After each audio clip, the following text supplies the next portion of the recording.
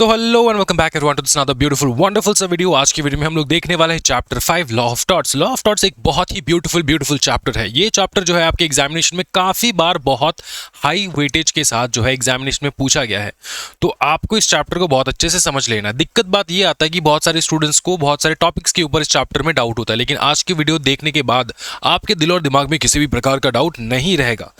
हम लोग स्टार्ट कर रहे हैं लॉ ऑफ टॉट। अगर मैं सीधा तुमको टॉट बताओ टॉट होता क्या है। अगर मैं तुमसे पूछ लूं कि भाई बताना टॉट क्या होता है, अगर मैं तुमसे पूछ लूं कि टॉट क्या होता है, तुम क्या बताओगे मुझको? बताओ। टॉट का मतलब हमेशा याद रखना दोस्तों, मतलब रॉन्ग। क्या होता है बताओ? टॉट का मतलब होता है रॉन्ग। बता दो फटाफट। टॉट का मतलब होता है दोस्तों रॉन्ग, गलत काम करोगे उसको टॉट कहलाया जाएगा। क्या बताओ? रॉन्ग। ठीक। आज यहां पे हम लोग देखने वाले सिविल रॉन्ग के बारे में, क्रिमिनल रॉन्ग के बारे में नहीं। टॉट्स जो है ये सिविल रॉन्ग के साथ, सिविल रॉन्ग के साथ अपना रिश्ता बनाता है। वो किसी दूसरे के साथ रिश्ता नहीं बनाता। क्रिमिनल रॉन्ग के साथ वो रिश्ता नहीं बनाता, ये सिविल रॉन्ग के साथ रिश्ता बनाता है। समझ में आ रहा है? क्या बताओ? टॉट जो है वो सिविल रॉन्ग से रिलेटेड है दोस्तों। ओके, तुमको यहां से मैं एक बार करा देता हूं। टॉट का मतलब दोस्तों, टॉट का मतलब होता है रॉन्ग। ठीक। But not every wrong is a टॉट। क्यों भाई? मतलब दिक्कत क्या है? वाई एवरी टॉट इज नॉट अ रॉन्ग? क्यों? Sorry, why every wrong is not a टॉट? क्यों भाई, दिक्कत क्या है? हर गलत काम टॉट क्यों नहीं है? जब तुम कह रहे हो कि टॉट का मतलब रॉन्ग है, तो तुम ये क्यों कह रहे हो कि हर रॉन्ग जो है वो टॉट नहीं है? क्योंकि दोस्तों टॉट में हम लोग सिविल रॉन्ग देखते हैं, क्रिमिनल रॉन्ग नहीं देखते दोस्तों क्रिमिनल रॉन्ग हम लोग नहीं देखते। टॉट में हम लोग देखते हमेशा सिविल रॉन्ग हम लोग देखते हैं, ना कि क्रिमिनल रॉन्ग। समझ में आ रहा है? इसलिए रॉन्ग में तो तुम्हारा सिविल भी आ जाता है, क्रिमिनल भी आ जाता है, सिविल भी आ जाता है, राइट? तो हम लोग सिविल देखते हैं, ना कि हम लोग क्रिमिनल नहीं देखते, हम लोग सिविल देखते हैं। टॉट मतलब रॉन्ग, लेकिन कौन सा रॉन्ग बता दो? Civil wrong, not criminal wrong. क्या है? समझ में आ रहा है? ओके, समझ में आ रहा है? ओके। रॉन्ग जो है तुम पब्लिक के अगेंस्ट कर सकते हो, तुम प्राइवेट के अगेंस्ट कर सकते हो। जितने भी प्राइवेट के अगेंस्ट तुम गलत काम करते हो वो होता है सिविल रॉन्ग। टॉट falls under private civil wrong. क्या ये समझ में आ रहा है? चलो ठीक। ओके, अब सीधा हम लोग मुद्दे पे आते हैं। एग्जामिनेशन सेंट्रिक पढ़ रहे दोस्तों हम लोग। ओके, अच्छा ये वर्ड तुमको, ये लाइन में तुमको बता दो। It is not only A breach of contract और ब्रीच ऑफ ट्रस्ट बट ये तो उसमें आ गया, पैराग्राफ में आ गया। Can sometimes overlap but the source of the duty is different, law versus agreement. अच्छा एक चीज तुमको बता देता हूं मैं, सिंपल चीज याद रखो कि it is not only A breach of contract और ए ब्रीच ऑफ ट्रस्ट। ठीक है, जब हम लोग टॉट के बारे में बात करते हैं ना, तो तुम ऐसे कह सकते हो कि उसने ट्रस्ट ब्रेक किया, उसने कॉन्ट्रैक्ट ब्रेक किया। क्या ब्रेक किया बताओ? कॉन्ट्रैक्ट ब्रेक किया, ट्रस्ट ब्रेक किया, तो इसलिए टॉट। ऐसा नहीं होता। सिर्फ कॉन्ट्रैक्ट और ट्रस्ट टूटने से टॉट नहीं कहलाया जाता। टॉट के कई मायने हैं, ठीक है, जहां पे हम लोग देखते हैं मेंस रिया के बारे में। यहां पे हम लोग मेंस रिया के बारे में सीखेंगे। अच्छा, उसके पहले थोड़ा हम लोग जो मीनिंग डेफिनेशंस है ना वो हम लोग देख लेते हैं, उसके बाद पूरा सेंस बनाएगा। ठीक है, अब थोड़ा तुमको आउट ऑफ सेंस लग रहा होगा। अचानक से डैमेज वर्सेस डैमेजेस कैसे आ गया? क्योंकि हम लोग डेफिनेशंस देख रहे हैं। ये थोड़ा बहुत देख ले, उसके बाद हम लोग सीधा तुमको यहां से मैं कराऊंगा। ठीक है, यहां से हम लोग करने वाले हैं। ठीक, जो इंपॉर्टेंट मोस्ट इंपॉर्टेंट। अच्छा एक चीज मैं देख लूं, हाँ, यहां से तुमको पूरा तुम्हारा चैप्टर का जो मेन मुद्दा है यही से स्टार्ट होगा। ठीक, अच्छा सीधा इधर आ जाओ। डैमेज वर्सेस डैमेजेस का क्या चक्कर है सर? बता दीजिए। दोनों के अलग है क्या सर? बहुत ज्यादा डैमेजेस हो जाए तो डैमेजेस, ऐसा नहीं है। बहुत सारा डैमेज होने पे डैमेजेस नहीं कहलाया जाता। डैमेज का मतलब होता है जो एक्चुअल तुमको हार्म, लॉस, इंजरी सफर हुआ हो। पकड़ लो तुम्हारा पैर टूट गया, रेपुटेशन तुम्हारा खराब हो गया, वो होता है डैमेज। और टॉर्ट के अंदर डैमेजेस का मतलब होता है जो मॉनेटरी कंपेंसेशन तुमको अवॉर्ड किया गया है बाय द कोर्ट। क्यों? क्योंकि तुमको डैमेज हुआ है, इसके कारणवश, क्योंकि तुमको डैमेज हुआ है, तुम्हारे डैमेज के कारणवश तुमने डैमेज को सफर किया है, जिसके कारणवश कोर्ट ने तुमको जो भी कंपेंसेशन, मॉनेटरी कंपेंसेशन अवार्ड किया है उसको कहा जाता है डैमेजेस। क्या ये समझ में आ रहा है? एग्जामिनेशन में डाउट तो नहीं रहेगा तुम्हारे दिमाग में? नहीं रह सकता सर। लिक्विडेटेड, अनलिक्विडेटेड का मतलब समझा दो सर। लिक्विडेटेड का मतलब होता है कि इस प्रकार के डैमेजेस जिसका तुम कैलकुलेशन कर सकते हो, मॉनेटरी कैलकुलेशन हो सकता है। अनलिक्विडेटेड डैमेजेस का मतलब ये होता है कि इसका कोई मॉनेटरी मतलब कैलकुलेशन नहीं हो सकता कि कितना डैमेज हुआ है। तो अनलिक्विडेटेड डैमेजेस जो है ना, कोर्ट डिसाइड करता है कि कितना डैमेज हुआ होगा। देखो, लिक्विडेटेड का मतलब अमाउंट इज प्रीफिक्स्ड और इजीली कैलकुलेटेबल, ठीक है, या फिर calculable. Understood? Common in contracts. ये कॉन्ट्रैक्ट्स में तेरे को पता है कि कितने रुपए का कॉन्ट्रैक्ट है, कितना बड़ा प्रोजेक्ट है, ये है वो है, सब कुछ तेरे को कॉन्ट्रैक्ट में पता होता है। लेकिन तेरा पैर टूट गया फॉर एग्जाम्पल, जिंदगी भर तो अपाहिज रहेगा, ठीक। अब इसका कोई कैलकुलेशन कर सकता है? इसका कोई कैलकुलेशन हो सकता है? हाँ हो सकता है सर, कोर्ट करेगा, तुम नहीं कर सकते, क्योंकि इसका कोई तुम्हारे पैर का थोड़ी ना रेट कार्ड के साथ आया कि पैर कट जाए तो इतना पैसा देना होगा, ऐसा तो है नहीं। समझ में आ रहा है? ओके, ये कैसे डिसाइड होता है फिर सर? डिसाइड इस प्रकार से होता है ना, डिसाइड इस प्रकार से होता है दोस्तों कि तुम्हारा वो उस पैर का नेसेसिटी कितना ज़्यादा था, तुम्हारे ऊपर कितने लोग डिपेंडेंट है, ये सारा डिसाइड करके उसके बाद कोर्ट जो है वो डैमेजेस जो है प्रोवाइड करता है। डैमेजेस, जिस मतलब वो कंपेंसेशन। क्या है, समझ में आ रहा है? अनलिक्विडेटेड का मतलब होता है amount is not prefix, the court decides based on the loss and harm. कितना तुम्हारा लॉस एंड हार्म हुआ है उसके बेसिस पे कोर्ट डिसाइड करता है, उसको कहा जाता है अनलिक्विडेटेड। बहुत बवाल सर। उसके बाद बताओ, ओके, जयलक्ष्मी सॉल्ट वर्क, ये केस लॉ है, limited versus salt state of Gujarat. Supreme court ने कहा tort law is based on morality के ऊपर and is constantly growing and adopting to societies need, it is not close list of wrongs. ठीक है, तो tort जो है ना ये कंटिन्यूसली ग्रो होता है। टॉर्ट का जो लॉ है ये कंटिन्यूसली ग्रोइंग है, इसका कोई फिक्स्ड चीज नहीं है कि ये सब करोगे तभी टॉर्ट के अंदर आएगा। जैसे जैसे सोसाइटी इवॉल्व होगा, जैसे जैसे नए नए क्राइम्स निकलेंगे, क्राइम्स तो होगा नहीं, मतलब जैसे नए नए केसेस आएंगे, नए नए प्रॉब्लम्स आएंगे, नए नए डिस्प्यूट्स आएंगे, तो अपने को वहां से पता लगेगा कि ये टॉर्ट में आएगा नहीं आएगा, कोर्ट डिसाइड करेगा। क्या ये समझ में आ रहा है?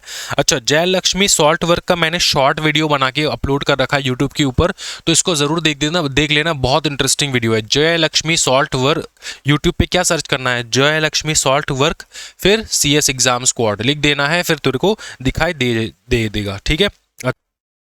अब इधर आजा, काइंड्स ऑफ टॉर्टियस लाइबिलिटी देख, and general condition. Kinds of tortious liability, एक होता है liability against civil wrong, generally होता है ये।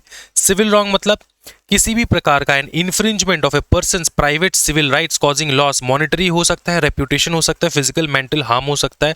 The victim can sue for the damages, victim जो है डैमेजेस के लिए, डैमेजेस मतलब कंपेंसेशन के लिए सू कर सकता है। क्या ये समझ में आ रहा है? अच्छा, तुम्हारा जो लॉस होगा वो मॉनेटरी फॉर्म में हो सकता है, रेप्यूटेशन के फॉर्म में हो सकता है, फिजिकल फॉर्म, मेंटल फॉर्म में भी हो सकता है, उसको कहा जाता है सिविल रॉन्ग। किसी प्रकार का infringement of persons private civil rights, तुम्हारा सिविल अधिकार, तुम्हारा प्राइवेट अधिकार कोई अगर तुमसे छीन रहा है तो तुम उसके ऊपर सू कर सकते हो, केस कर सकते हो, क्योंकि तुमको मॉनेटरी हार्म हुआ है, रेप्यूटेशन में हार्म हुआ है, फिजिकल हार्म, मेंटल हार्म हुआ है, तो तुम सू कर सकते हो। क्या ये समझ में आ रहा है? Includes tort, breach of contract, breach of trust, breach of equitable obligations, ठीक है, तो ये सब इंक्लूड हो जाता है। फिर इधर आ जाओ। अच्छा, general conditions of liability of a tort. For an act to be tort, 3 conditions must generally be met. Number 1, a wrongful act or omission by the defendant. दूसरा देखेंगे, the wrongful act must result in legal damages. तीसरा देखेंगे कि the wrongful act must be such of a nature as to give rise to a legal remedy तो निकलना चाहिए ना, तो तीनों तुमको हम लोग यहां से बता दूंगा मैं। देखो, बात ये होता है कि wrongful act और omission by the डिफेंडेंट कौन है? देख, ये है A, ये है B, A ने B को सू किया, तो डिफेंडेंट कौन है? ये है डिफेंडेंट, अपने आप को डिफेंड करेगा। अब ये जो डिफेंडेंट है इसने किसी प्रकार का रॉन्गफुल एक्ट किया होगा, या फिर जो उसको करना था उसने नहीं किया, उसको कहा जाए तो ओमिशन किया होगा, जो उसका ड्यूटी था उसने वो नहीं किया, ओमिट किया।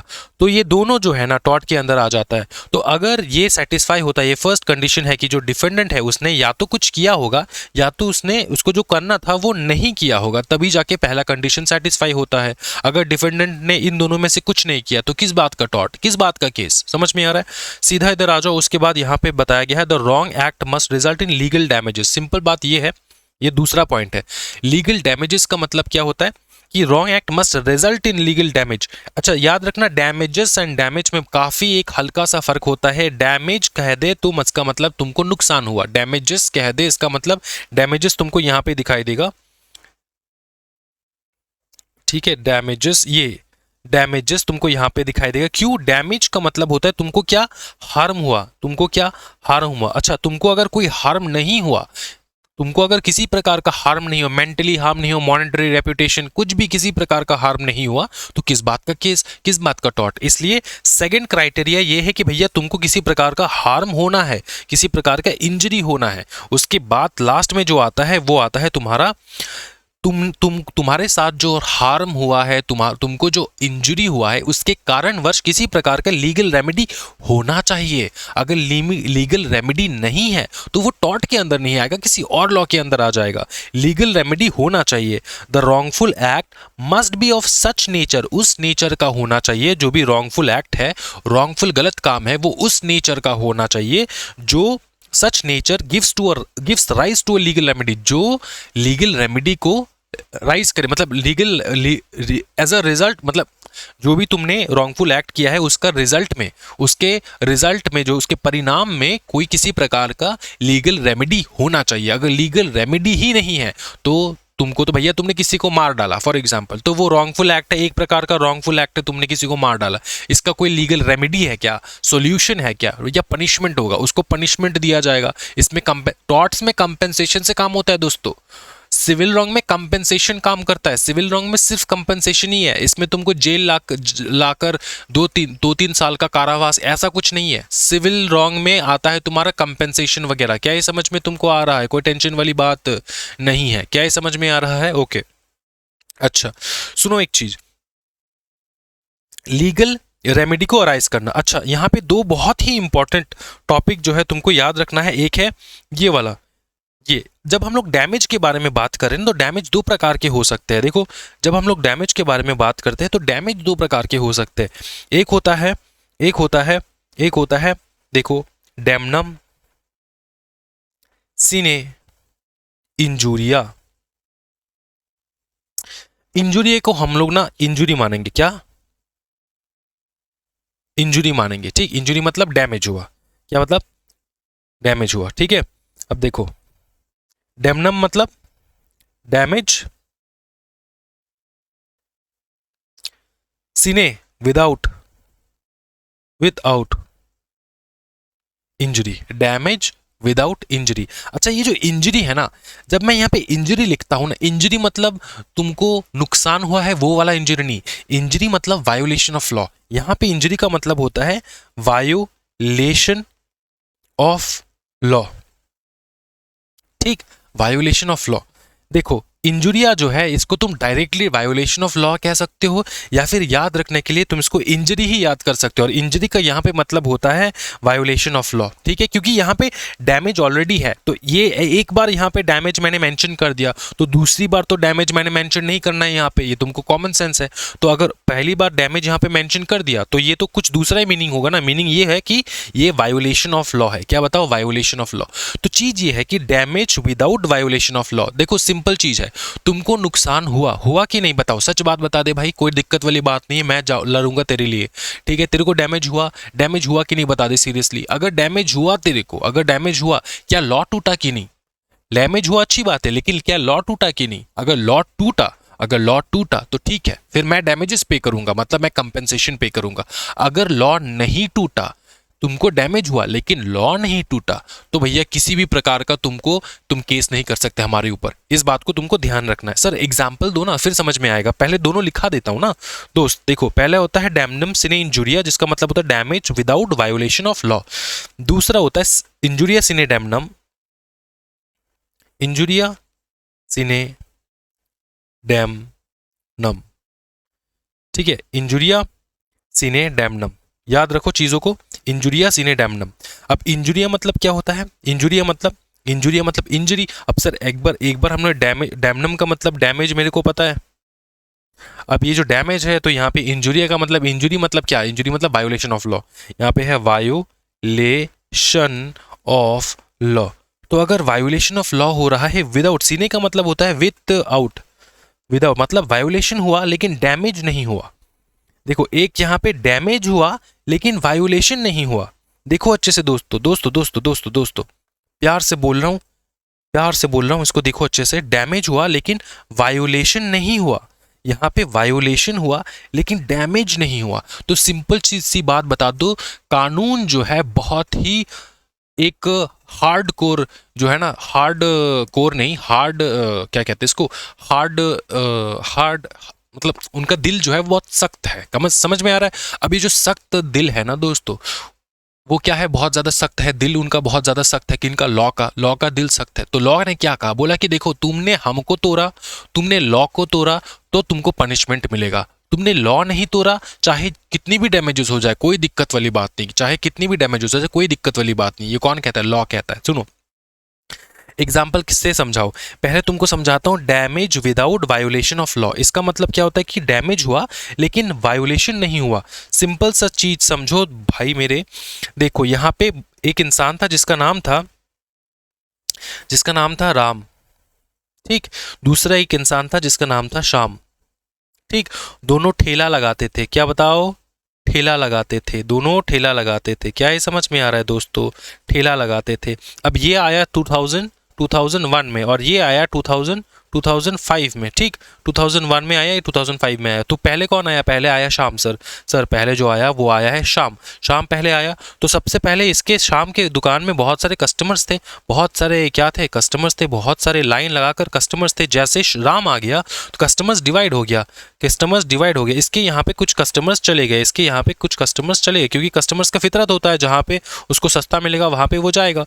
तो इसको डैमेज हुआ कि नहीं? मॉनेटरी डैमेज हुआ शाम को मॉनेटरी डैमेज हुआ। आंसर यस, मॉनेटरी पैसे का नुकसान हुआ क्योंकि इसका कस्टमर वहां पे चला गया। लेकिन क्या लॉ टूटा? राम ने क्या किसी प्रकार का लॉ को ब्रेक किया ठेला लगाकर? बताओ हाँ कि नहीं?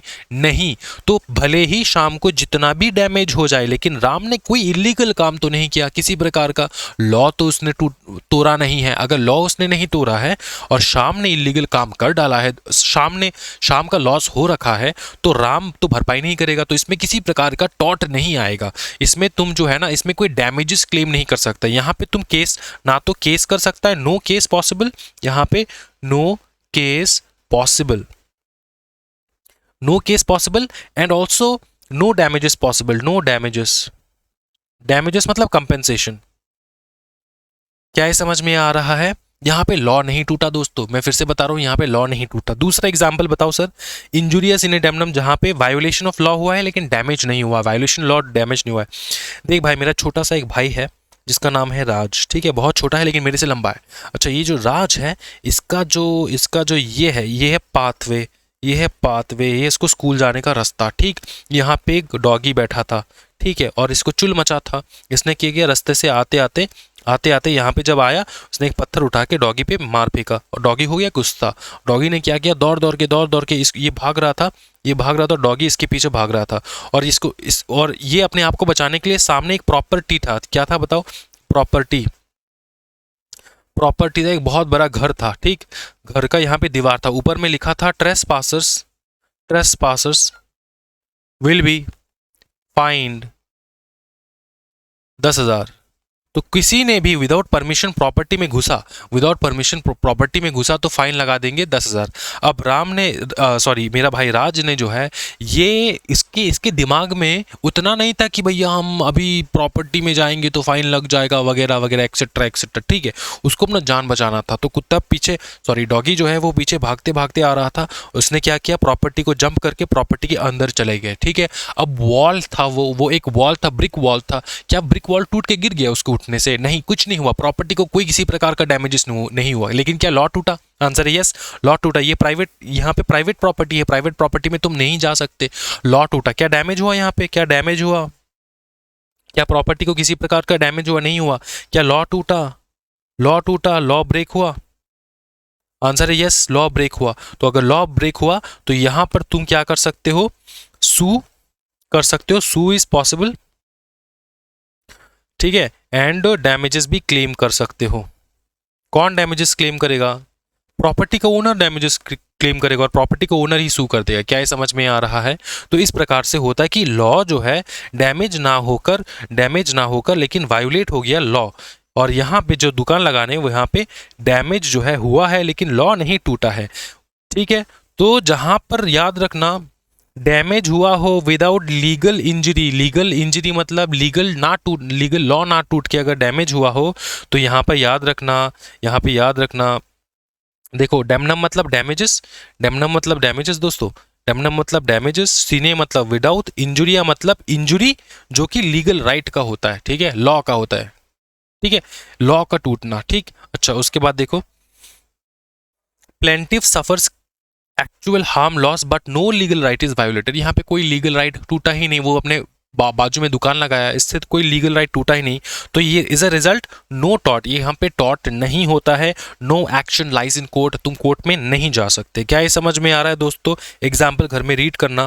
फिर आप आता है यहाँ पे इंजुरिया सिने डैमनम, जहाँ पे लीगल इंजरी हुआ विदाउट डैमेजेस। इंजुरिया मतलब injury to a legal right, सीने मतलब विदाउट, डैमनम मतलब डैमेजेस या फिर लॉस। यहाँ पे plaintiff legal right is violated. Plaintiff कौन? यहाँ पे प्रॉपर्टी का मालिक, जो केस करता है वो होता है प्लेंटिफ, जो केस करता है वो होता है प्लेंटिफ। यहाँ पे प्लेंटिफ कौन है? प्रॉपर्टी का मालिक। उसने क्या किया बताओ? केस कर दिया, ठीक है, उसने केस कर दिया। क्यों? इसके प्राइवेट प्रॉपर्टी में घुस गया था राज, ठीक। तो plaintiff legal right is violated but they suffer no actual और मेजरेबल हार्म और लॉस। तो उसने किसी प्रकार का एक्चुअल या फिर मेजरेबल हार्म लॉस कुछ हुआ नहीं उसको, क्योंकि उसकी प्रॉपर्टी में गया सिर्फ, ठीक है। ना तो दीवार टूटा, ना तो कोई फूल जो है वो फूल गार्डन होता है ना, तो वो खराब नहीं हुआ, कुछ नहीं हुआ, सिर्फ प्रॉपर्टी के अंदर गया था वो, ठीक है। तो यहाँ पे किसी प्रकार का एक्चुअल डैमेज होता नहीं, लेकिन लॉ वायोलेट होता है। तो यहाँ पे जो है तुम it is a tort, action lies in the court, the law protects legal right even without actual loss. अगर लॉस नहीं हुआ हो तब भी लीगल राइट को प्रोटेक्ट किया जाता है। क्या है समझ में आ रहा है? इंजुरियस सिने डैमनम, डैमनम सिने इंजुरिया समझ में आ चुका है, एग्जामिनेशन में इस बार आने वाला है ये वाला, ठीक है। तो याद कर लेना इसको अच्छे से।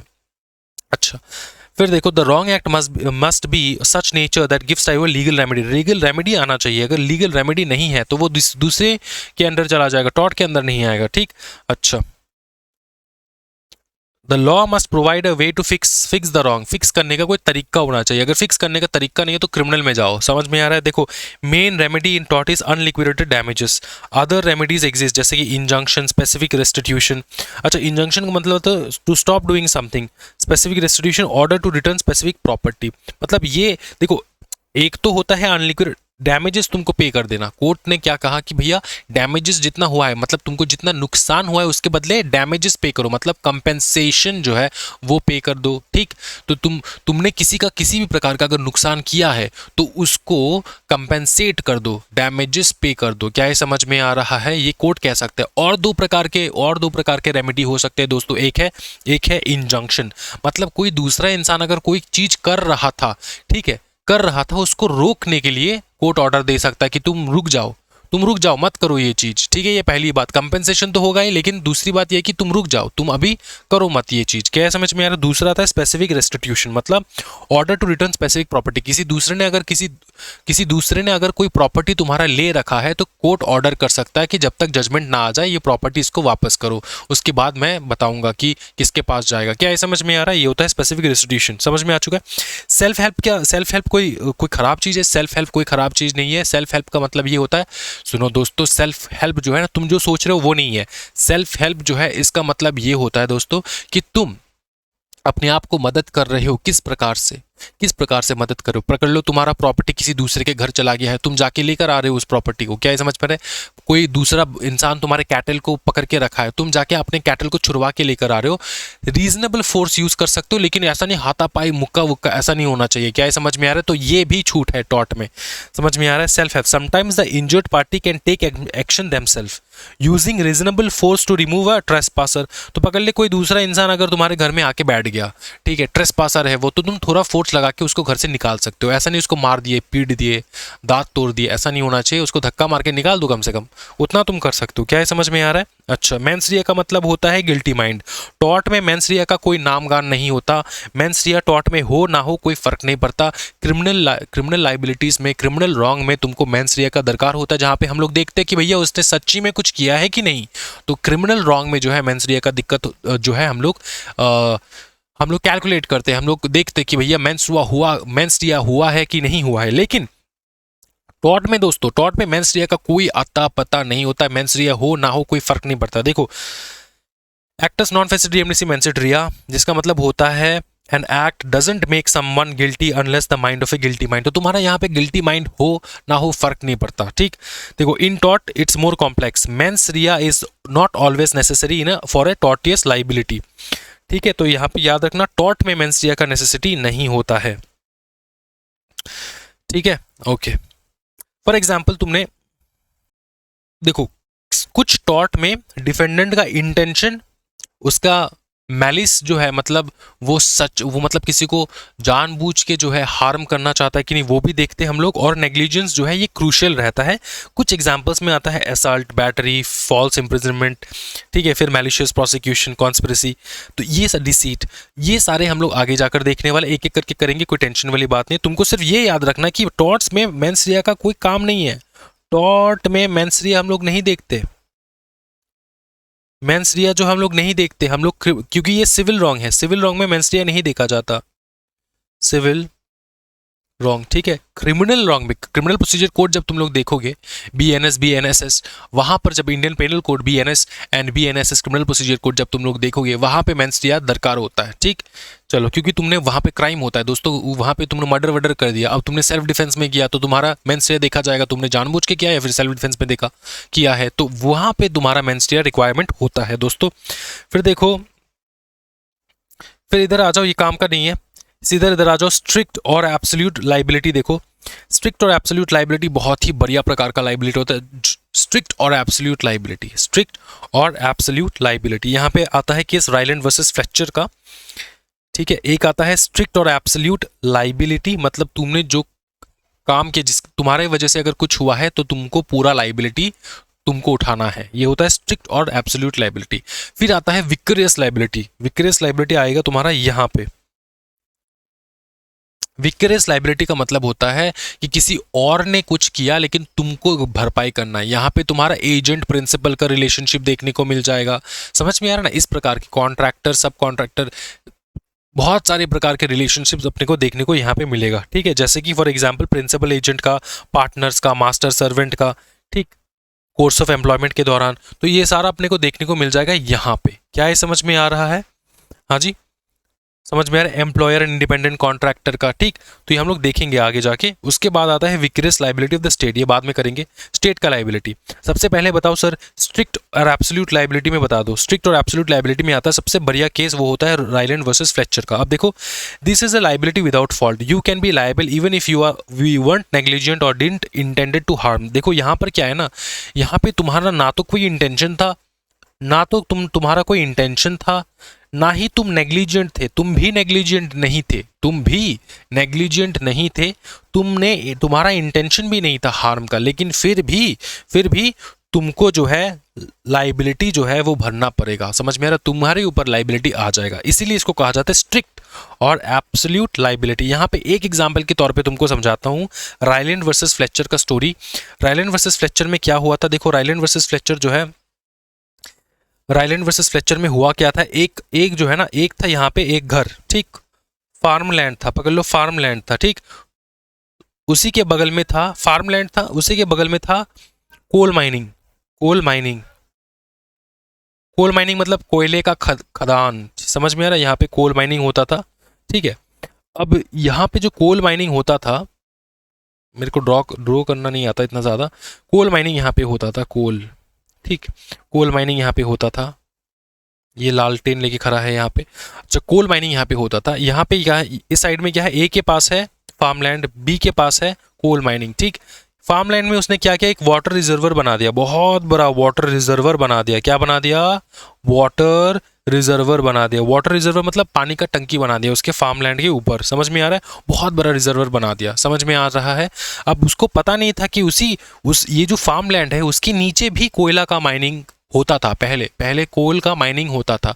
और यहाँ पे शाफ्ट थे, क्या थे बताओ, शाफ्ट्स। शाफ्ट्स का मतलब क्या होता है, देखो अंडरग्राउंड जब तुम जाते हो ना, वहाँ पे तुमको दिखाई देगा कि बहुत बड़ा टनल है, उस टनल को प्रोटेक्ट करने के, रखने के, उसको एज इट इज रखने के लिए, सपोर्ट देने के लिए, सो दैट ऊपर का जो जमीन है वो नीचे खिसक ना जाए, समझ में आ रहा है। इसलिए यहाँ पे बहुत बड़े बड़े वुडन जो है ना, वुडन लकड़ी जो है यहाँ पे लगा के रख देते थे, सो दैट ऊपर का जो ये मिट्टी है ये नीचे ना आ जाए, समझ में आ रहा है। तो सो दैट यहाँ पे जो होल है ये बना रहे, तो ये वुडन शाफ्ट्स कहा जाता है, इसको क्या कहा जाता है, वुडन शाफ्ट, जिसके मदद से ये टनल जो है खड़ा रहता है, समझ में आ रहा है। और इंसान जो है इस पैसेज की मदद से अंदर जा सकता है, बाहर निकल सकता है, ठीक। अब ये वुडन शाफ्ट जो है बहुत पुराना था, कितना था बताओ, बहुत ही ज़्यादा पुराना था वुडन शाफ्ट। वुडन शाफ्ट क्या था, बहुत ज़्यादा पुराना। जैसे ही बहुत ज़्यादा पुराना था वुडन शाफ्ट, क्या हुआ कि वाटर के प्रेशर से वुडन शाफ्ट जो है टूट गया। जैसे टूट गया, वाटर सब गिर गया। गिरने के बाद क्या हुआ, इसके घर से निकल के वाटर जो है इस बी के कोल माइन में जाके घुस गया। और कोयले का माइनिंग में अगर पानी चला जाए दोस्तों, कोयले का माइनिंग खत्म, कोयला जो है खत्म, समझ में आ रहा है। तो इसको बहुत ज़्यादा हैवी लॉस हुआ। अब कोर्ट में जब गया ये दोनों, तब कोर्ट ने बताया दोस्तों तुमको स्ट्रिक्ट लाइबिलिटी के तहत जो है पनिशमेंट मिलेगा, ए को स्ट्रिक्ट लाइबिलिटी के तहत पनिशमेंट मिलेगा, ठीक। अब कोर्ट ने क्या क्या बताया वो हम लोग आगे देखेंगे। इसमें देखो क्या बताया कि तुमको स्ट्रिक्ट लाइबिलिटी के तहत जो है पनिशमेंट मिलेगा, कोर्ट ने बताया, ठीक है।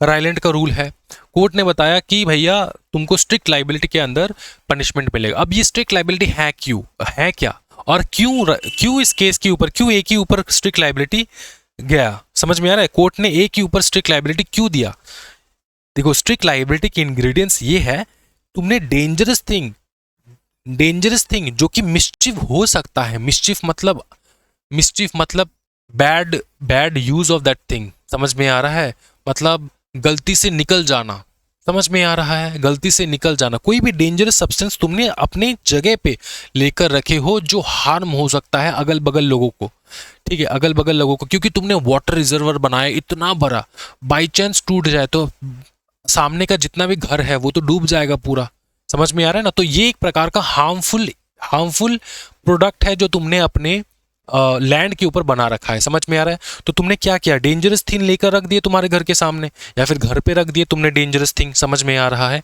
डेंजरस थिंग तुमने घर पे रख दिए, समझ में आ रहा है। उसके बाद दूसरा है non natural use of land, तुम अपने जमीन को नेचुरली यूज नहीं कर रहे हो। क्या ये जमीन रिजर्वर बनाने के लिए था, क्या तुमने परमिशन लिया था रिजर्वर बनाने के लिए, क्योंकि जमीन का जब तुम नॉन नेचुरल यूज कर रहे हो ना, उसको परमिशन लेना होता है, समझ में आ रहा है। जब तुम जमीन पे फ्लैट बनाते हो ना, बिल्डिंग बनाते हो, उसका परमिशन लेना होता है कि कितने फ्लोर का बिल्डिंग जो है तुम बना सकते हो इस लैंड में, क्या ये समझ में आ रहा है। क्योंकि वो डिपेंड करता है सॉइल कैसा है नहीं है उसके ऊपर तुम, क्योंकि वरना बिल्डिंग टूट के गिर जाएगा, क्या ये समझ में आ रहा है दोस्तों। तो non natural use of land का मतलब होता है कि तुमने रिजर्वर बना दिया, इतना बड़ा रिजर्वर बना दिया, पकड़ ले तूने कल एक फैक्ट्री खोला, ठीक, फैक्ट्री का तूने जमीन ले लिया, समझ में आ रहा है। अब उस जमीन में तुमने क्या किया, तुमने एक डेंजरस गैस लेकर आके स्टोर कर दिया, डेंजरस गैस, ठीक है। अब उस गैस से क्या होता है, तुम अपने फैक्ट्री में काम कराते हो गैस के साथ, लेकिन क्या वो डेंजरस प्रोडक्ट है कि नहीं, आंसर यस। क्या तुमने अपने लैंड का नेचुरल यूज किया, आंसर नो, नेचुरल यूज तो नहीं है, यहाँ पे तुम डेंजरस सब्सटेंस लेकर रख रहे हो, इससे अगर किसी को डैमेज हुआ तो तुमको ही भरपाई करना होगी, ये होता है स्ट्रिक्ट लाइबिलिटी। फिर आता है एस्केप एंड डैमेज, ये चार चीज होना चाहिए तब जाके स्ट्रिक्ट लाइबिलिटी लगेगा। तुमने तुम्हारे घर में किसी प्रकार का डेंजरस थिंग लेकर रखा है, दूसरा तुमने नॉन नेचुरल यूज किया तुम्हारे लैंड को, तीसरा वो जो सब्सटेंस तुमने लेकर रखा है उसके पास कैपेसिटी है उस सब्सटेंस के पास वो एस्केप हो जाए, एस्केप मतलब गलती से निकल जाए, समझ में आ रहा है, ये कैपेबिलिटी रखता है। तो लिक्विड फॉर्म में हो सकता है, जैसे वाटर, गैसियस फॉर्म में हो सकता है, जैसे कि ओरियम गैस, समझ में आ रहा है। तो एस्केप हो सकता है और जिसके कारण डैमेज हो जाए। अगर ये चार अगर सेटिस्फाई हो रहा है तो तुम्हारा स्ट्रिक्ट लाइबिलिटी हो गया। की ingredients of a strict liability, फिर हो गया तुम्हारा स्ट्रिक्ट लाइबिलिटी। तुम्हारा दोष नहीं था लेकिन फिर भी तुमको पनिशमेंट मिलेगा अंडर द टॉर्ट्स। क्या ये समझ में आ रहा है दोस्तों तुमको? उसके बाद आता है exception to the rule, defences. अब देखो यहाँ पे एक्सेप्शन कब तुमको मिलेगा। पहला है प्लेंटिव्स ओन डिफॉल्ट, फिर एक्ट ऑफ गॉड, तीसरा है कंसेंट ऑफ द प्लेंटिव, चौथा है act of third party strangers, फिर है स्टैट्यूटरी अथॉरिटी, फिर है नेचुरल यूज ऑफ लैंड। एक एक करके मैं तुमको बताऊंगा। देखो तुमको मैंने बता दिया कि स्ट्रिक्ट लाइबिलिटी कब लागू होगा। अब स्ट्रिक्ट लाइबिलिटी अगर लागू हो रहा है, तुम्हारे ऊपर लागू हो रहा है, लेकिन ये जो तुम्हारा रिजर्वर टूटा, ये जो रिजर्वर टूटा, इसके पीछे कारण क्या था बताए सर? इसके पीछे कारण ये था, पहला है प्लेंटिव्स ओन डिफॉल्ट। मतलब यहाँ पे केस कौन करेगा? प्लेंटिव कौन है? बी करेगा केस, क्योंकि बी का कोल माइनिंग था। अब बी ने केस किया ए पे, लेकिन ये जो टूटा, ये टूटने के पीछे रीजन था, जो कारण था वो था बी ने खुद तोड़ दिया इसको। समझ में आ रहा है? उसने सोचा ए को हार्म करना है, तोड़ देते उसका रिजर्वर। उसने उसको रिजर्वर तोड़ने गया और उसी का कोल माइनिंग जो है वो खराब हो गया। तो पहला चीज ये है, क्या है? प्लेंटिव का खुद का डिफॉल्ट था। फिर है एक्ट ऑफ गॉड, भगवान का गलती, मतलब अर्थक्वेक, फायर तो होगा नहीं, अर्थक्वेक जैसे, फिर तुम्हारा सुनामी वगैरह, समझ में आ रहा है? फिर तुम्हारा फ्लड्स वगैरह, ये सारा जो है एक्ट ऑफ गॉड कहा जाता है। अंडरस्टूड? तो इसके कारण अगर हो रहा है तो इसके में किसी का गलती नहीं है, ना प्लेंटिव का गलती है ना ही डिफेंडेंट का गलती है। क्या ये समझ में आ रहा है? ठीक, क्या ये समझ में आ रहा है? उसके बाद आता है consent of the plaintiff. Consent of the plaintiff का मतलब ये होता है कि देखो, ये ए ने जो रिजर्वर बनाया दोस्तों, ये रिजर्वर बनाने से पहले मैंने बी का परमिशन लिया था यार। बी को पता था, बी को मैंने परमिशन लिया था, बी को मैंने बता रखा था कि बी सुनना, मैं रिजर्वर बना रहा हूँ, यहाँ पे वाटर स्टोर करेंगे, जब तेरे को दरकार होगा तू ले लेना, जब मेरे को दरकार होगा मैं ले लूंगा। तो बी ने कहा ठीक है, कोई टेंशन वाली बात नहीं है। तो बी ने परमिशन दिया था। तो यहाँ पे बी जो है, बी का कंसेंट लिया गया था, मतलब प्लेंटिव। यहाँ पे प्लेंटिव कौन है? प्लेंटिव मतलब वो जो केस करता है। यहाँ पे बी ने केस किया तो बी का परमिशन लेकर ही बनाया गया था। तो अगर कंसेंट लिया जाए, प्लेंटिव का कंसेंट लिया जाए, तब तो कोई दिक्कत वाली बात नहीं है, तुमको किसी प्रकार का स्ट्रिक्ट लाइबिलिटी के अंदर तुमको नहीं आना पड़ेगा। फिर आता है एक्ट ऑफ थर्ड पार्टी। किसी तीसरे इंसान के वजह से तुम्हारा ये रिजर्वर टूट गया। तो अगर किसी तीसरे इंसान ने चालाकी किया, ठीक है, बेईमानी किया, जो कुछ भी किया, ठीक है, अब वो वर्ड मैं यूज नहीं कर पा रहा हूँ, बहुत खराब वर्ड है, लेकिन वही किया जाता है। थर्ड पार्टी जो है ना, उसके कारणवश अगर तुमको किसी प्रकार का डैमेज हो रहा है तो थर्ड पार्टी को पकड़ेंगे, तुमको थोड़ी ना पकड़ेंगे हम लोग, थर्ड पार्टी को पकड़ के लेकर आएंगे। ठीक है, तो तुमको स्ट्रिक्ट लाइबिलिटी नहीं, तुम्हारे ऊपर किसी प्रकार का लाइबिलिटी नहीं होगा, डिफेंडेंट के ऊपर लाइबिलिटी नहीं होगा, लेकिन थर्ड पार्टी जो है उसके ऊपर लाइबिलिटी रहेगा, उसको पकड़ेंगे हम लोग। क्या है समझ में? फिर आता है स्टैट्यूटरी अथॉरिटी। स्टैट्यूटरी अथॉरिटी का मतलब होता है, स्टैट्यूटरी अथॉरिटी का मतलब होता है कि जो गवर्नमेंट है उसने किसी प्रकार का डायरेक्शन दिया होगा, जिसके कारणवश तुमने किया और जिसके कारणवश ये कांड हो गया। क्या ये समझ में आ रहा है? Defendant was acting under the authority of law and statute and took reasonable care. ठीक है, तो डिफेंडेंट जो है वो स्टैट्यूट के अकॉर्डिंग, अथॉरिटी ऑफ के लॉ के अकॉर्डिंग एक्ट कर रहा था, कोई काम कर रहा था, जिसके कारणवश ये कांड हो गया। तो फिर भी तुमको जो है किसी प्रकार का डैमेज भोगना नहीं होगा। फिर लास्ट में आता है नेचुरल यूज ऑफ लैंड। तुमने पूरा नेचुरल ऑर्डिनरी यूज किया अपने लैंड का, ठीक है, नेचुरल यूज किया लैंड का, ऑर्डिनरी यूज किया लैंड का, फिर भी ऐसा कुछ अगर हो गया तो तुम भरपाई नहीं करोगे। क्या ये समझ में आ रहा है? जैसे कि डोमेस्टिक प्लम्बिंग, फायर प्लेस, तुम्हारा डोमेस्टिक प्लम्बिंग कर रखा है, तुमने प्लम्बिंग वगैरह किया और तुम्हारा पाइप टूट गया, किसी घर में चला गया पानी, तो क्या तुम भरोगे? नहीं, क्योंकि तुमने नेचुरल यूज किया। भाई प्लम्बिंग का काम सब लोग कराते हैं, पाइप सब लोग लगाते हैं। क्या समझ में आ रहा है दोस्तों? चलो ठीक है, तो इन सारे केसेस में तुम्हारा एक्सेप्शन रहेगा फॉर क्या बताओ, फॉर बताओ क्या, एब्सोल्यूट लाइबिलिटी। क्या ये समझ में आ चुका है? एब्सोल्यूट लाइबिलिटी कब हो सकता है, क्या इंग्रेडिएंट्स है? तुम इंग्रेडिएंट्स पूछ लिए तो ये लिखना है, और एक्सेप्शन पूछ लिए तो तुमको क्या लिखना है दोस्तों? एक्सेप्शन पूछ लिए तो ये लिखना है तुमको। क्या ये समझ में आ रहा है? एग्जामिनेशन में छाप के आ जाओगे, मेरा नाम रोशन करोगे। बताओ, सच्ची में बता दो, सच्ची में बताओ दोस्तों, हाँ कि नहीं? ठीक है सर, थोड़ा सांस ले लीजिए। सांस लेने का टाइम नहीं है दोस्तों, 40 मिनट हो चुका है। 1 घंटे मैंने प्रॉमिस किया था कि वीडियो 30 से 40 मिनट में कंप्लीट करूंगा, लेकिन हो ही नहीं पाता दोस्तों, इतना लंबा टॉपिक, और एक भी टॉपिक मैं छोड़ नहीं रहा हूं। ठीक है, अगर वीडियो को पसंद आया तो जरूर लाइक कर दो दोस्तों, लाइक कर दो। फिर देखो एब्सोल्यूट लाइबिलिटी आता है। क्या बताओ? Absolute liability, stricter than the strict. ठीक है, ये होता है ना तुम्हारा, ये इंडियन, देखो If an enterprise is engaged in a hazardous or inherently dangerous activity and harm results from an accident relating to the activity, the enterprise is absolute liable, non डेलीगेबल का मतलब होता है तुम अपने लाइबिलिटी को किसी दूसरे के पास नहीं दे सकते, अपने ड्यूटी को किसी दूसरे के पास नहीं दे सकते. The duty is non delegable मतलब can not pass the blame to any contractor वगैरह, तुम किसी को नहीं दे सकते, तुम्हारे ब्लेम नहीं कर सकते तुम किसी को. फिर आता है नो डिफेंस, तुम्हारा कोई डिफेंस नहीं होगा. It is no defence the enterprise to call reasonable care. समझ में आ रहा है? जैसे एग्जाम्पल के तौर पर बहुत ही ज़्यादा फेमस केस था. कहाँ गया केस, कहाँ गया सर? रायलैंड वर्सेस फ्लेचर नहीं, तुम्हारा केस था ये MC Mehta versus Union of India. बहुत ज़्यादा इसके ऊपर शॉर्ट वीडियो बनाना है मुझको. ठीक है, एक शॉर्ट वीडियो बनाऊंगा MC Mehta versus Union of India. बहुत मज़ेदार हो जाएगा ये वीडियो. क्या ये समझ में आ रहा है दोस्तों?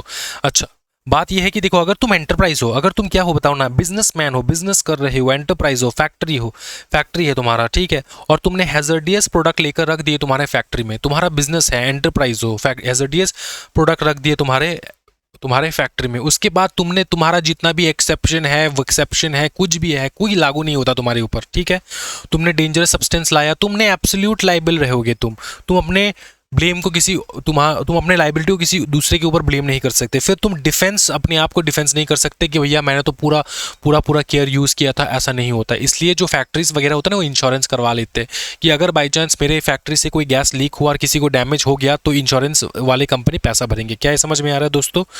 ठीक है, तो इसको कहा जाता है एब्सोल्यूट लाइबिलिटी. एक होता है स्ट्रिक्ट लाइबिलिटी, जो रायलैंड वर्सेस फ्लेचर में आता है. फिर से मैं बता रहा हूं, कंफ्यूज मत हो जाना. स्ट्रिक्ट लाइबिलिटी मतलब रायलैंड वर्सेस फ्लेचर. फिर से बताओ, स्ट्रिक्ट लाइबिलिटी मतलब Ryland versus Fletcher. Absolute liability मतलब MC Mehta versus Union of India. क्या ये समझ में आ रहा है? क्या ये समझ में आ रहा है? ठीक है, स्ट्रिक्टर देन द स्ट्रिक्ट, इसको कहा जाता है stricter than the strict, stricter than the strict. क्या ये समझ में आ रहा है? कठोर से कठोर. चलो, डिफरेंस ये है कि रायलैंड वर्सेस फ्लेचर का जो एक्सेप्शन है वो do not apply to the absolute liability में अप्लाई नहीं करता. क्या ये समझ में आ रहा है? फिर आता है विकरस लाइबिलिटी. विकरस लाइबिलिटी का मतलब होता है किसी दूसरे ने कुछ किया और जिसके कारणवश मेरे को भरपाई करना पड़ रहा है. किसी दूसरे ने, जैसे कि सर मेरे बेटे ने कुछ कर दिया, मेरे को भरपाई करना पड़ेगा. मेरे वाइफ ने कुछ कर दिया, मेरे को भरपाई करना पड़ेगा. मैं ऑटोमेटिक प्रिंसिपल हो जाता हूँ मेरी वाइफ का. क्या ये समझ में आ रहा है? इसके साथ हो जाता है प्रिंसिपल एजेंट, मास्टर सर्वेंट. समझ में आ रहा है? एकदम सबसे ईजी है ये विकरस लाइबिलिटी. बताओ क्या?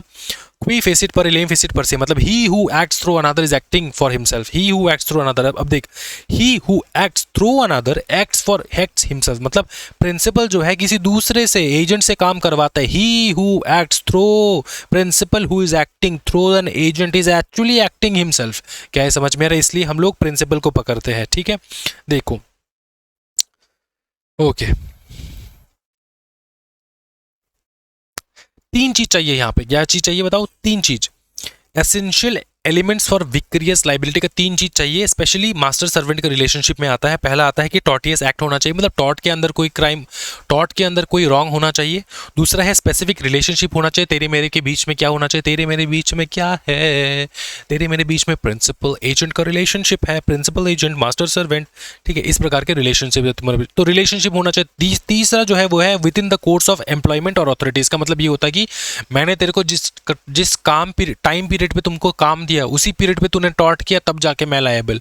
तू मेरे घर पे काम करता था 5 साल पहले, अब तू किसी प्रकार का टॉर्टियस क्राइम कर रहा है, तो क्या मैं रिस्पॉन्सिबल थोड़ी ना लूंगा इस चीज़ का. क्या है समझ में आ रहा है? सबसे पहला है प्रिंसिपल एजेंट का. प्रिंसिपल एजेंट का याद रख लेना, Lloyd versus Grace Smith and company, case law का नाम. पार्टनर्स के बीच में भी याद रखना. देखो, मैं ये कराने नहीं वाला हूँ एक एक करके, क्योंकि सिंपल चीज़ है. तुमको पता है कि एजेंट ने कुछ किया होगा, प्रिंसिपल को भरपाई करना पड़ रहा है. सिंपल चीज़ है. ठीक है, फिर देखो, पार्टनर का ऑब्वियसली एक पार्टनर ने कुछ किया तो दूसरा पार्टनर लाइबल होता है. फर्म में ऐसा ही होता है. एलएलपी में अलग है, लिमिटेड लाइबिलिटी पार्टनरशिप में अलग होता है, लेकिन पार्टनरशिप फर्म में ऐसा होता है कि एक पार्टनर ने कुछ किया तो दूसरा पार्टनर भी गिरफ्त में आ जाता है इस चीज़ का. मास्टर सर्वेंट का रिलेशनशिप तेरे को पता है. मैंने सुन, सिंपल चीज़ तेरे को बता रहा हूँ. मैंने अपने सर्वेंट को बोला कि जाके सामने की दुकान से वो तीखा वाला कुरकुरे लेकर आ. तीखा वाला कुरकुरे आजकल निकला है दोस्तों, तीखा कुरकुरे बहुत मस्त है. तो वो जो है, मैंने बोला मेरे सर्वेंट को जाकर लेकर आ. ठीक है, जाकर लेकर आ. तो वो गया लेने. जाके लेकर आ रहा था, और मैं अपने एरिया का स्टड, ठीक है, और मेरा एक अलग कहीं अलग से ही मतलब एक होता है ना खौफ है पूरे आसपास के एरिया में, इमेजिन करो, ठीक। और मेरे सर्वेंट गया, और सर्वेंट को पता है मालिक का खौफ है, तो सर्वेंट भी थोड़ा चौर में रहता है, राइट। तो सर्वेंट गया, सर्वेंट ने बोला उसको, क्या किसको बोला, दुकानदार को, कि एक वो तीखा वाला जो है ना, वो ला, क्या कहते हैं इसको, कुरकुरे लेकर आ, ठीक। तो उसने दिया, बोला पैसा। सर्वेंट ने उसको चमाट मार दिया। क्या मार दिया? चमाट। बोले कि तुमको पता नहीं किसने भेजा, किसने भेजा तुमको पता नहीं, चौर दिखा रहा था सर्वेंट, ठीक है। तो आ गया सर्वेंट, आ गया, फिर उसको कुरकुरे लेकर तीखा वाला। फिर जैसे ही वो आया, वो पान दुकान वाला जो था, उसने केस कर दिया टॉर्ट का। अब बताओ, जिसने मारा, ये जो सर्वेंट है, ये जो सर्वेंट है, ये जो सर्वेंट है, इसको पकड़ा जाएगा, मेरे को पकड़ा जाएगा। काम किसका कर रहा था? मेरा काम कर रहा था। आउट ऑफ स्कोप जाके उसने थप्पड़ मारा। थप्पड़ नहीं मारना चाहिए था, लेकिन फिर भी आउट ऑफ स्कोप जाके थप्पड़ मारा, फिर भी कौन लायबल रहेगा? मैं, क्योंकि मैं हूँ मास्टर, वो है सर्वेंट। तो कोई भी कंपेंसेशन वगैरह अगर है तो मैं भरपाई करूंगा, ना कि मेरा सर्वेंट। क्या ये समझ में आ रहा है? चलो दोस्तों दोस्तों दोस्तों दोस्तों दोस्तों दोस्तों, तो इसको घर में रीड करना दोस्तों। और एम्प्लॉयमेंट के दौरान होना चाहिए, ऐसा नहीं एम्प्लॉयमेंट के बाद, ऐसा नहीं होना चाहिए, एम्प्लॉयमेंट के दौरान होना चाहिए, ठीक। एक है ऑथोराइज्ड बाय दी मास्टर, मतलब मैंने बोला कि अगर पैसा मांगे तो चमाट मार देना। दूसरा है अनऑथोराइज्ड, मैंने अनऑथोराइज उसको ऑथोराइज नहीं किया था उसको चमाट मारने के लिए, लेकिन फिर भी उसे मार के आ गया। समझ में आ रहा है? फिर भी वो पागल इंसान, मेरा सर्वेंट, मार के आ गया। समझ में आ रहा है? तो ये सही बात नहीं है। तो मेरे को पकड़ के लेकर जाएंगे, कोई नहीं पकड़ेगा, सिर्फ मेरे को कंपनसेशन देना होगा। क्या ये समझ में आ रहा है दोस्तों? अच्छा, एम्प्लॉयर एंड इंडिपेंडेंट कॉन्ट्रैक्टर का भी ऐसा ही होता है। एम्प्लॉयर एंड इंडिपेंडेंट कॉन्ट्रैक्टर का भी ऐसा ही होता है। अगर इंडिपेंडेंट कॉन्ट्रैक्ट ने कोई गलती की तो मान के चलते कि एम्प्लॉयर ने गलती किया होगी। Employer is not vicariously liable for tort for an independent contractor, but सुनो, employer hires contractor for a job but doesn't control how they do it, contract for service. इस चीज का याद रखना। देखो, नॉर्मली क्या होता है ना, इंडिपेंडेंट कॉन्ट्रैक्टर ने अगर कुछ किया, इंडिपेंडेंट कॉन्ट्रैक्टर ने अगर कुछ किया, तो जो तुम्हारा एम्प्लॉयर है वो लायबल नहीं रहता। पकड़ ले, मैं बिल्डिंग बना रहा हूँ, ये बिल्डिंग बना रहा हूँ मैं, और इस बिल्डिंग को बनाने के लिए मैंने एक इंडिपेंडेंट कॉन्ट्रैक्टर को हायर किया। वो कॉन्ट्रैक्टर बिल्डिंग बना रहा था, ठीक। लेकिन लेकिन अगर ये अपने आप ही बिल्डिंग को बनाए, मेरे से कुछ डायरेक्शन ना लेके, तब तो मैं लायबल नहीं हूँ, इंडिपेंडेंट कॉन्ट्रैक्टर लायबल है, ठीक। अगर इंडिपेंडेंट कॉन्ट्रैक्टर वो करे जो मैं कह रहा हूँ, मेरे डायरेक्शन पे काम करे, मेरे डायरेक्शन पे काम करे, तो कौन लायबल? मैं। कौन हूँ? एम्प्लॉयर, ठीक है। देखो, नॉर्मली क्या होता है कि employer is not vicariously liable for tort of an independent contractor, लेकिन when employer is liable, employer authorises the tort. मैंने बोला इस प्रकार से करने के लिए, ठीक। Tort of a strict liability if the work involves Ryland versus Fletcher type of danger, अगर है रायलैंड वर्सेस फ्लेचर वाले टाइप ऑफ कुछ एक्टिविटीज अगर है, तो यहाँ पे वो स्ट्रिक्ट लायबिलिटी के अंदर आ जाता है, ठीक। फिर आता है एम्प्लॉयर ओन नेग्लिजेंस। एम्प्लॉयर ने खुद नेग्लिजेंट था, जब वो काम हो रहा था मैंने देखा ही नहीं ये सारा चीज। Negligent is selecting an incompetent contractor. मैंने इनकम्पिटेंट कॉन्ट्रैक्टर को सिलेक्ट किया एक इनकम्पिटेंट वर्क करने के लिए, उसके कारण, ठीक। उसके बाद है कोलेटरल नेग्लिजेंस।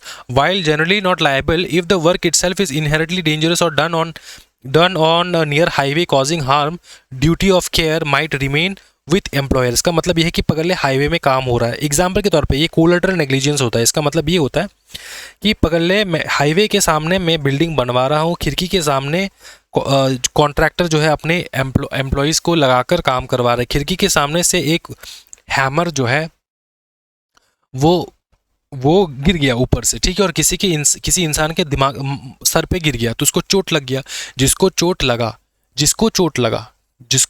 लगा क्या वो केस कर सकता है? आंसर है यस, वो केस कर सकता है। क्या ये समझ में आ रहा है? पता है एक चीज़, मैं रियलिटी बताता हूँ। मेरे घर के सामने ऐसा कुछ हुआ था। एक अंकल थे, ठीक है, वो बाइक से जा रहे थे और सामने बिल्डिंग से एक बम्बू जो है वो निकल के सीधा उसके सर में लगा और उसके स्टिचेस लग गए उसके सर में। समझ में आ रहा है? लेकिन अंकल ने कुछ बोला ही नहीं, ठीक है। अंकल ने कहा कि मेरा ही नसीब खराब था कि वहाँ से उड़ के आ गया बम्बू। लेकिन अंकल अगर चाहते ना तो अच्छा खासा कंपेंसेशन ऐंठ सकते थे उनसे। समझ में आ रहा है? लेकिन हमने कुछ बताया नहीं। हमने क्यों कुछ नहीं बताया? क्योंकि फ्री का एडवाइस हम किसी को नहीं देते दोस्तों, फ्री का एडवाइस हम किसी को नहीं देते।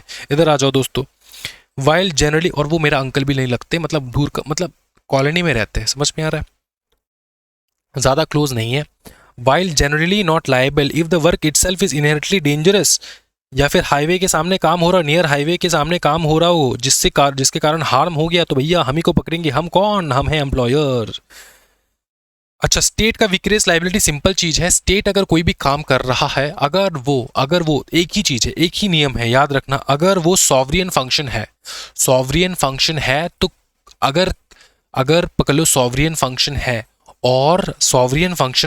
और स्टेट ने किसी भी प्रकार का काम किया जिसके कारणवश मुझको डैमेज हुआ, लेकिन स्टेट तो सॉवरियन फंक्शन काम कर रहा था। स्टेट अगर सॉवरियन फंक्शन काम कर रहा था और मेरे को डैमेज हो गया तो मैं क्लेम नहीं कर सकता। अगर स्टेट नॉन सॉवरियन काम कर रहा था, ठीक है, सॉवरियन काम नहीं था वो, और लेकिन उसके कारणवश मेरे को डैमेज हुआ तो मैं क्लेम कर सकता हूँ। देखो सीधी बात ये होता है, sovereign function non sovereign, sovereign non sovereign, sovereign function acts only on the state can perform, मतलब डिफेंस के प्रकार काम होता है। Traditionally state had immunity for torts during sovereign function.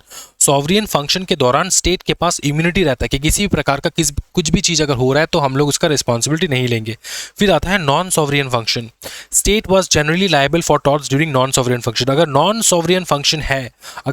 Sovereign function है तो किसी भी प्रकार का डैमेज अगर हुआ, तुमको हुआ, तो तुम स्टेट को क्लेम कर सकते हो। स्टेट मतलब क्या, गवर्नमेंट को क्लेम कर सकते हो। गवर्नमेंट को बोल सकते हो कि भैया तुम्हारा जो फंक्शन था ये नॉन सॉवरियन फंक्शन था, ठीक है, ये देश के हित के लिए नहीं था, नॉन सॉवरियन फंक्शन, तुम्हारा बिजनेस था, तुम्हारा कोई भी किसी प्रकार का अगर पकड़ ले running businesses, commercial activities, maintaining roads, building, ये सब है, ये नॉन सॉवरियन फंक्शन है। समझ में आ रहा है? तो इसके कारणवश हमको क्या हो गया बताओ?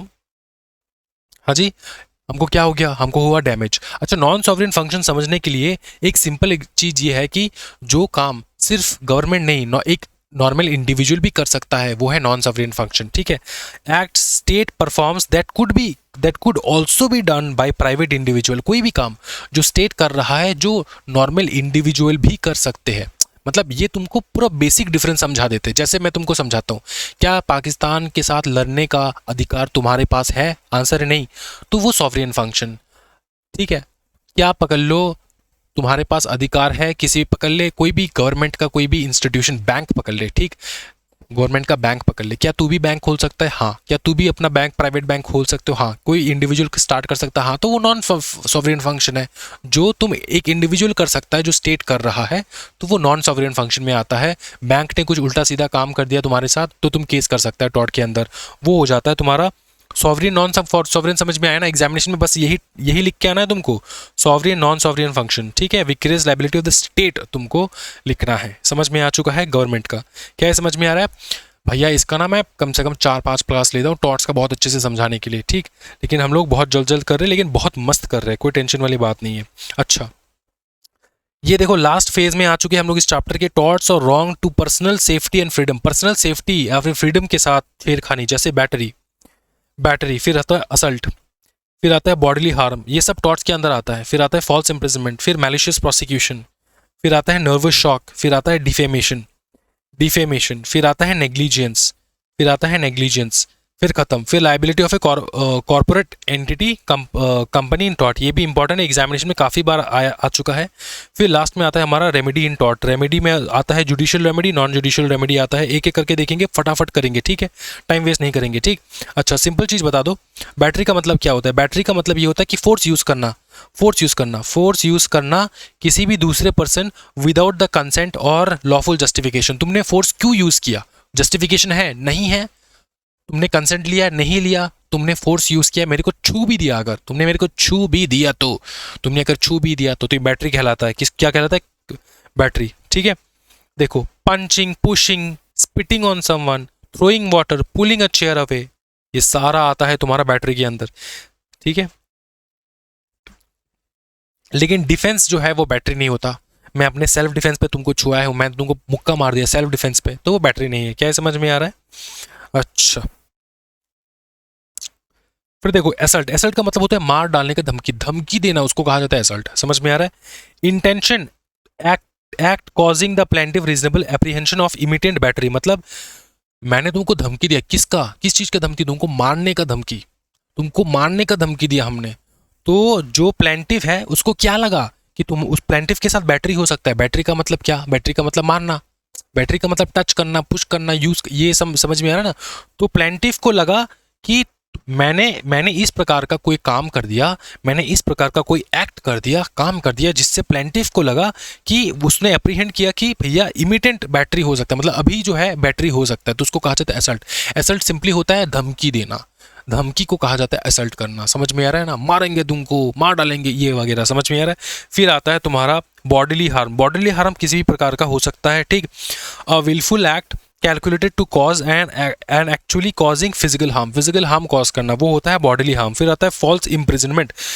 फॉल्स इम्प्रिजनमेंट समझ में आता है इंटेंशनली और unlawfully imposing a total restraint upon a liberty of another person for any period however short. इसका मतलब क्या होता है, फॉल्स इम्प्रिजनमेंट समझना, किसी को रोक के रखना विदाउट एनी लॉफुल रीजन। तुम्हारे पास कोई लॉफुल रीजन है लेकिन तुम किसी को रोक के रख रहे हो, उसको कहा जाता है फॉल्स इम्प्रिजनमेंट।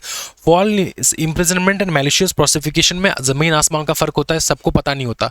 फॉल्स इम्प्रिजन का मतलब होता है किसी को रोक के रखना। अब तुम घर के अंदर भी रोक के रख सकते हो, तुम जेल के अंदर भी रोक के रख सकते हो। क्या है, समझ में आ रहा है? टोटल रिस्ट्रेंट करना, उसके लिबर्टी के ऊपर टोटल रिस्ट्रेंट करना, पूरा बंद कर देना उसको। समझ में आ रहा है? Locking someone in a room, detaining a shoplifter without reasonable grounds, तो ये सारा जो है ना फॉल्स इम्प्रिजनमेंट में आ जाता है। सिर्फ इम्प्रिजनमेंट का इतना ये मतलब नहीं होता कि जेल में घुसा देंगे, समझ में आ रहा है? तुमको घर में अटका के रखेंगे, वो भी है फॉल्स इम्प्रिजनमेंट। मैलिशियस प्रोसिक्यूशन वो है जो तुमको पढ़ना है। मैलिशियस प्रोसिक्यूशन एग्जाम में बहुत बार आता है। मैलिशियस प्रोसिक्यूशन का मतलब होता है किसी ने किसी को धोखेदारी से जेल में घुसा दिया। समझ में आ रहा है? किसी ने किसी को धोखेदारी से फंसा दिया है, केस चलवा दिया है, ठीक है। अब मैलिशियस प्रोसिक्यूशन होता क्या, समझो इसको अच्छे से समझना है। पढ़ने के लिए तुमको बेसिक जानना होगा दोस्तों, और बेसिक समझाने के लिए मैं ही हूं तुम्हारा करता धरता, और कोई नहीं है। देखो सीधा इधर है एक इंसान, ये दो इंसान, ये चार इंसान, ये पांच इंसान, दोनों एक ही है। ये है तुम्हारा ए, ये है ए, ये है बी, ये है ए, ये है बी। अब सुनो चीज, मैलिशियस प्रोसिक्यूशन होता क्या है। ए ने बी के ऊपर केस कर दिया, मैलिशियस केस कर दिया, ठीक। मैलिशियस केस मतलब क्या, किसी को नुकसान पहुंचाने के लिए केस। समझ में आ रहा है? उसका कोई गलती नहीं था लेकिन फिर भी किसी को नुकसान पहुंचाने के लिए तुमने केस किया। ए ने बी के ऊपर मैलिशियस प्रोसिक्यूशन कर दिया। बी कौन है यहाँ पे, बी है डिफेंडेंट, ए है प्लेंटिफ। अब प्लेंटिफ ये झूठ मूठ का प्लेंटिफ है क्योंकि उसने मैलिशियस प्रोसिक्यूशन जो है, मैलिशियस केस किया था। अब ये केस हो गया, समझ में आ रहा है? बी को हो गया डैमेज। अब डैमेज पैसे का हो सकता है, मॉनेटरी, मेंटल, फिर तुम्हारा जो है रेप्यूटेशन का डैमेज हो सकता है। अब ए ने बी को क्या किया बताओ, झूठ मूठ का केस कर दिया। अब बी को डैमेज हो गया। बी जैसे ही जेल से निकला या फिर जैसे ही उसका पूरा केस खत्म हुआ, बी को पता चला कुछ दिन बाद कि ऐसा ऐसा हुआ है, ठीक है, कि बी को प्रूफ मिल गया कि बी जो है अब प्रूफ कर सकता है कि ए जो है इसने मैलिशियसली केस किया था। अब बताओ, अब जो है ना, अब बी क्या करेगा, पता है? अब बी क्या करेगा, बी कर देगा केस ए के ऊपर। क्या केस? मैलिशियस प्रोसिक्यूशन कहते हैं इसको, मैलिशियस प्रोसिक्यूशन वाला केस कर देगा बी के ऊपर, ए के ऊपर। क्यों करेगा? क्योंकि ए ने बी के ऊपर झूठा केस किया था जिसके कारण बी को डैमेज हुआ। किसको डैमेज हो रहा है यहाँ पे? प्लेंटिफ कौन है यहाँ पे? अभी प्लेंटिफ है बी, और ए कौन है? ए है डिफेंडेंट। क्या समझ में आ रहा है? अब तुम देखो, ये जो पढ़ने वाले हो ना, देखो एसेंशियल एलिमेंट्स को देखो अच्छे से। प्रोसिक्यूशन हुआ, डिफेंडेंट इनिशिएटेड और actively participated in prosecuting the plaintiff. Defendant ने क्या किया था? एक्टिवली पार्टिसिपेट किया प्रोसिक्यूटिंग द प्लेंटिफ। प्लेंटिफ के अगेंस्ट प्रोसिक्यूशन चलाया। प्लेंटिफ कौन है? ए। अब जो पहली बार पढ़ रहे हैं ना, जिसको लॉ इंटरप्रेट करना नहीं आता, वो सोचता है, वो कंफ्यूज हो जाता है। वो कहता है कि यार डिफेंडेंट ने प्लेंटिफ के अगेंस्ट कैसे प्रोसिक्यूशन चला दिया, क्योंकि यहाँ पे तो हमको तो पता है प्लेंटिफ जो है वो डिफेंडेंट के ऊपर केस करता है, लेकिन यहाँ पे डिफेंडेंट ने प्लेंटिफ के अगेंस्ट कैसे प्रोसिक्यूशन चला दिया, ये डाउट होता है न्यूबीज को, ठीक है। अब ये समझो ये क्यों हो रहा है। यहाँ पर क्या है, डिफेंडेंट जो है, उसने इनिशिएट किया एक्टिवली। देखो ये defendant initiated actively participate in prosecuting the plaintiff के अगेंस्ट प्रोसिक्यूशन चलाया। किसने? डिफेंडेंट ने। कब? ये पहले वाले केस में, पहले वाले केस में ए जो था ये क्या था, ये प्लेंटिफ था, बी जो था ये क्या था, ये डिफेंडेंट था। अब इस केस में बी जो है ये बन चुका है प्लेंटिफ और ए जो है बन चुका है डिफेंडेंट। क्या है समझ में आ रहा है? क्योंकि मैलिशियस प्रोसिक्यूशन का केस चल रहा है। क्लियर हो चुका है। उसके बाद देख favourable termination, the prosecution ended in the plaintiff's favour. ठीक है, plaintiff's favour, the prosecution ended in the plaintiff's favour. इसका मतलब क्या, प्रोसिक्यूशन एंडेड इन प्लेंटिफ का फेवर। यहाँ पे जो प्रोसिक्यूशन हुआ था, ये प्रोसिक्यूशन कहाँ पे हुआ, प्रोसिक्यूशन केस 1 में हुआ था। यहाँ पे जो प्रोसिक्यूशन हुआ ये किस कौन जीता था प्रोसिक्यूशन, ये प्लेंटिफ जीता था, ए जीता था, जो अभी डिफेंडेंट बन के बैठा है ए जीता था। तो प्रोसिक्यूशन एंडेड इन प्लेंटिफ्स का फेवर। ठीक, फिर देखो lack of reasonable probable cause, defendant जो अभी के केस में ए डिफेंडेंट बना है has no genuine belief based on reasonable grounds that plaintiff was guilty. Plaintiff guilty था ही नहीं, ये जो डिफेंडेंट ए बना है और बी जो प्लेंटिफ बना है, ए के पास कोई भी किसी प्रकार का रीजन नहीं था कि बी जो है ये गिल्टी है, लेकिन फिर भी इसके अगेंस्ट प्रोसिक्यूशन चलवाया था उसने। समझ में आ रहा है ना। फिर देखो मेलाइस, मेलाइस मतलब defendant acted with an improper motive. ये जो डिफेंडेंट है इसने, इसका गलत इंटेंशन था, इम्प्रॉपर मोटिव था, जिसके कारण इसने केस 1 में ए ने बी के अगेंस्ट जो है क्या क्या केस किया था। ठीक है, तो defendant acted with an improper motive. फिर देखो प्लेंटिफ सफर डैमेज, प्लेंटिफ को डैमेज सफर हुआ। ठीक है, क्यों प्लेंटिफ को कैसे डैमेज सफर हुआ सर, यहाँ पे तो डैमेज हुआ नहीं। अबे केस 1 में देखना, यहाँ पे ए था ना प्लेंटिफ, इसको डैमेज हुआ था, इसलिए हमको ना जब भी ये एलिमेंट्स पढ़ रहे हैं ना तब अपने को दोनों केस ड्रॉ करना है, दोनों केस दिमाग में रखना है कि प्लेंटिफ को कैसे, अब जो किसी को पता नहीं होगा वो सोचेगा यार प्लेंटिफ को कैसे डैमेज हो सकता है, प्लेंटिफ को डैमेज यहाँ पे कैसे हो सकता है। यहाँ पे तो अभी तक केस का जजमेंट आया नहीं, केस का जजमेंट यहाँ पे आया ना, प्लेंटिफ को डैमेज हुआ ना।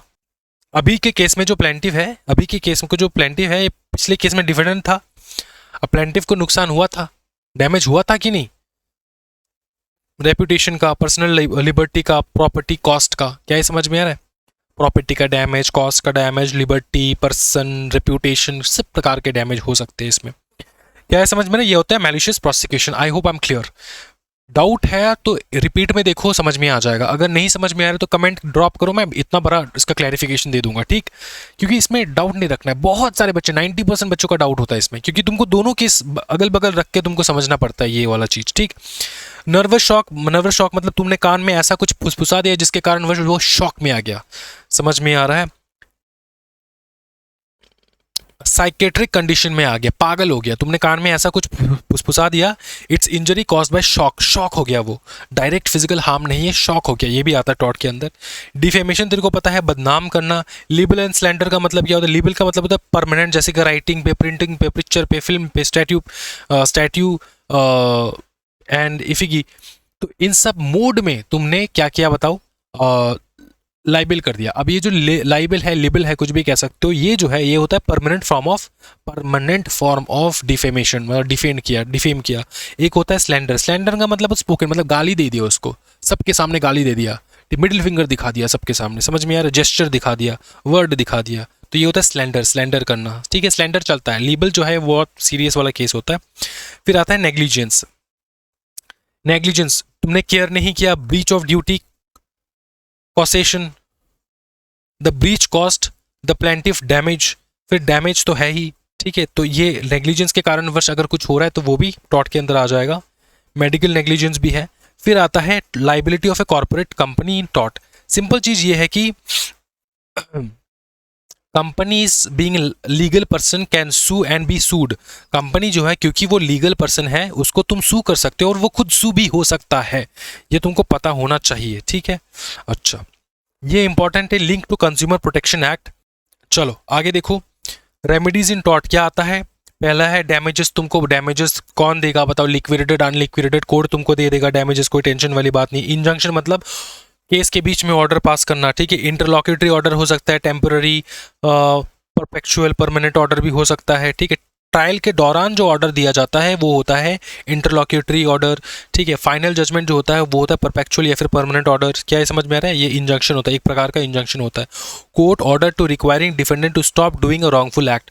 डिफेंडेंट जो है ना, सुन, सिंपल वे में तुमको समझाता हूँ, ये है ए, ए जो है बी के घर में क्या रहता है, रेंट पे रहता है। किसकी पे रहता है, रेंट पे रहता है। अब ए और बीच के बीच में ए और बीच के बीच में केस चल रहा है, ठीक है। बी ने ए को घर से निकाल दिया, कोर्ट इंजंक्शन ऑर्डर पास करेगा। डिफेंडेंट ए ने बी को केस किया तो प्लेंटिफ है ए, बी है डिफेंडेंट। तो डिफेंडेंट को स्टॉप किया जा रहा है, बी को स्टॉप किया जा रहा है बाय द कोर्ट कि तुम इसको घर से मत निकालो जब तक कि ना केस का जजमेंट आ जाए। समझ में आ रहा है? तो ये होता है इंजंक्शन। फिर आता है स्पेसिफिक रिस्टिट्यूशन ऑफ प्रॉपर्टी। देखो जैसे कि लैंड और गुड से है ना, किसी ने अगर रॉन्गफुली ले लिया है तो order for defendant to return the specific property जब तक कि ना जजमेंट आ जाए जो है प्रॉपर्टी रिटर्न कर दे। पकड़ ले ए ने बी का, ए है प्लेंटिफ, बी है डिफेंडेंट। तो बी ने ए का कार ले लिया था जोर जबरदस्ती, स्पेसिफिक रेस्ट्रिक्शन, प्रॉपर्टी है एक प्रकार का, कार ले लिया था जोर जबरदस्ती, ठीक है। गुड्स वुड्स कुछ भी हो सकता है। अब कोर्ट कह रहा है कि बी को तू कार रिटर्न कर जब तक जजमेंट ना आ जाए। समझ में आ रहा है?